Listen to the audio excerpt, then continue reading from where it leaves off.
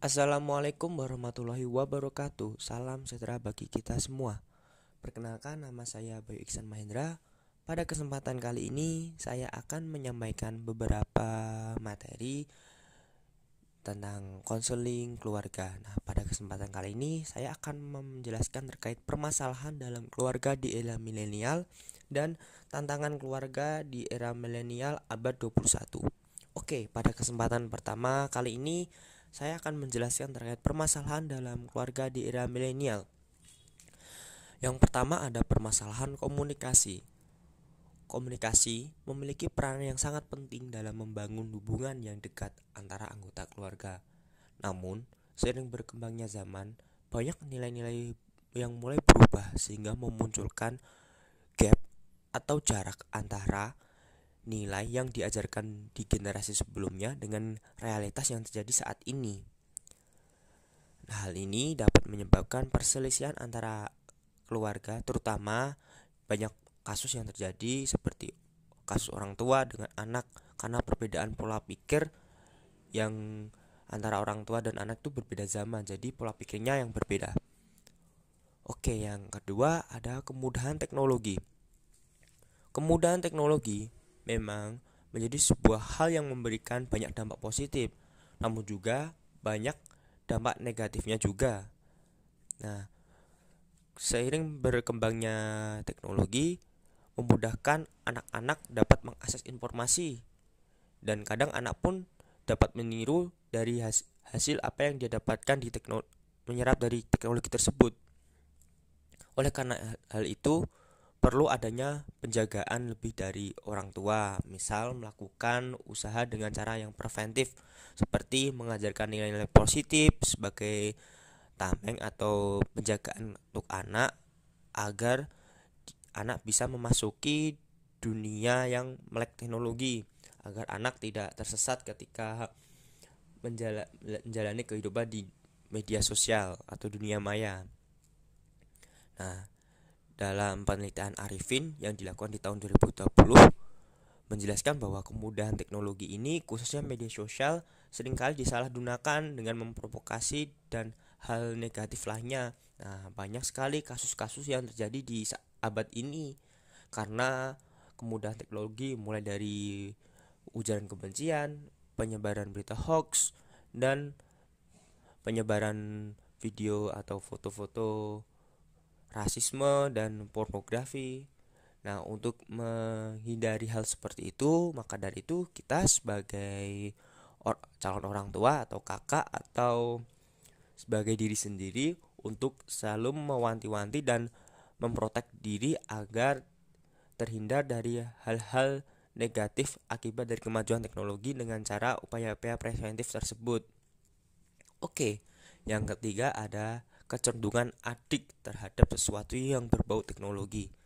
Nah, dalam penelitian Kinanti yang dilakukan pada tahun 2013 mengungkapkan bahwa anak-anak yang sudah mengenal teknologi sejak dini memiliki kecenderungan adik terhadap teknologi. Hal ini juga nantinya akan berujung pada perilaku apatis terhadap lingkungan sekitar. Kita sering menemui bahwa anak-anak itu sering banyak yang terdistraksi atau banyak yang menunda-nunda pekerjaan, atau di kita sendiri juga banyak menunda pekerjaan karena akibat pengaruh teknologi atau kita yang tidak bisa mengontrol penggunaan teknologi. Dan juga kita kadang bersifat apatis terhadap lingkungan sekitar kita. Kita menjadi orang yang bisa dikatakan no lab atau tidak suka berbaur dengan masyarakat karena kita sering mungkin kebanyakan main gadget atau kebanyakan main game sehingga waktu kita tuh banyak terposit oleh kecanggihan teknologi tersebut. Nah, maka dari itu tentu hal ini akan menimbulkan permasalahan dalam lingkungan keluarga karena kurangnya sikap perhatian, saling peduli, kedekatan antar anggota keluarga.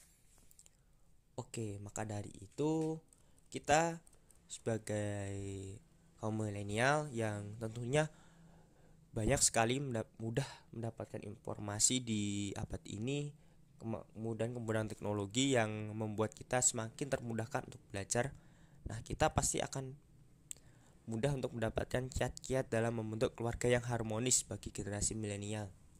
Tentu kita sebagai kaum milenial bukan hanya orang tua saja, dan diri kita sendiri pun yang sebagai calon orang tua perlu untuk mengetahui ini. Nah, keluarga yang harmonis secara terminologi dapat diartikan sebagai keluarga yang memiliki keserasian dan keselarasan. Ini pendapat dari Siahaan tahun 2016. Nah, selain itu, keluarga yang harmonis juga dapat digambarkan dalam keluarga yang mampu menciptakan kenyamanan, ketenangan, cinta, dan kasih sayang. Maka dari itu, ada beberapa faktor harmonis yang dapat menjadikan kita untuk membentuk keluarga yang harmonis bagi generasi milenial. Nah, yang pertama ada perhatian. Perlu adanya rasa saling memperhatikan dalam anggota keluarga, terutama dari orang tua terhadap anak, maupun sebaliknya dari anak terhadap orang tua juga. Oke, yang selanjutnya ada saling mencintai. Nah, rasa saling mencintai dan menyempurnakan kebahagiaan dan membentuk suatu keharmonisan dalam satu keluarga. Yang ketiga ada memegang komitmen. Nah, dalam keluarga sendiri yang bahagia dan harmonis dibangun atas dasar komitmen yang kuat dan teguh. Komitmen yang kuat dan teguh akan menjauhkan campur tangan pihak ketiga dalam otoritas keluarga. Nah, dengan adanya komitmen ini, maka tujuan utama dari keluarga yang dibangun dapat dicapai bersama anggota keluarga itu sendiri. Yang keempat ada bertindak realistis. Aspek yang dimaksud pada kenyataan-kenyataan yang terjadi dalam membina hidup berkeluarga itu jauh dari apa yang dibayangkan sebelumnya atau ekspektasi tidak seindah realita. Namun bagi keluarga yang harmonis adalah keluarga yang kuat serta mampu menyesuaikan diri dengan bertindak realistis tanpa kehilangan harapan untuk mencapai suatu tujuan di masa depan. Nah, ketika kita menjalin hubungan keluarga, apabila ekspektasi tak seindah realita, maka dari itu sebagai anggota keluarga pun kita harus berani berkompromi untuk membangun pemikiran yang realistis. Nah, realistis sendiri itu tidak bisa dikatakan pasrah, tapi di sini berusaha agar lebih baik dari sebelumnya. Untuk yang selanjutnya yakni memberikan umpan balik atau feedback dalam saling menasehati. Nah, setiap manusia dapat berbuat kesalahan yang dapat merugikan dirinya sendiri maupun keluarganya. Dalam sebuah keluarga, mungkin saja hal itu menjadi pemicu awal keretakan rumah tangga. Nah, keluarga yang harmonis memiliki kebiasaan untuk saling memberi umpan balik dan nasihat dengan tujuan menjaga orang-orang yang dikasihinya dari kemungkinan mengambil keputusan yang merugikan. Yang keenam ada kerjasama dalam keluarga yang harmonis. Nah, kerjasama keluarga yang harmonis memiliki hubungan yang kuat dengan masing-masing anggota keluarga yang lainnya. Mereka yang selalu mengupayakan untuk melakukan berbagai kegiatan bersama-sama. Hal ini akan menciptakan sense of belonging yang semakin memperkuat ikatan keluarga. Yang ketujuh ada komunikasi. Komunikasi merupakan pilar utama dalam membina hubungan berkeluarga.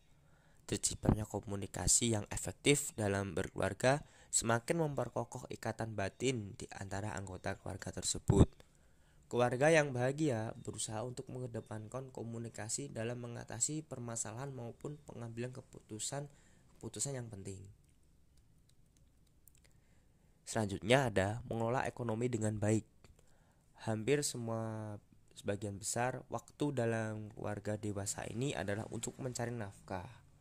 Nah, maka dari itu tidak bisa dipungkiri bahwa faktor ekonomi tidak bisa dipandang secara remeh.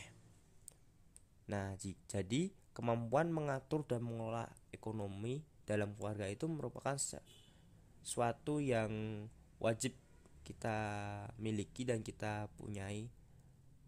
Maka dari itu kita bisa menjadi keluarga yang bijak dalam mengelola keuangan. Oke, itu saja dari saya, teman-teman. Apabila ada kekurangan dan kesalahan, mohon dimaafkan. Kurang dan lebihnya saya cukupkan. Terima kasih. Wassalamualaikum warahmatullahi wabarakatuh.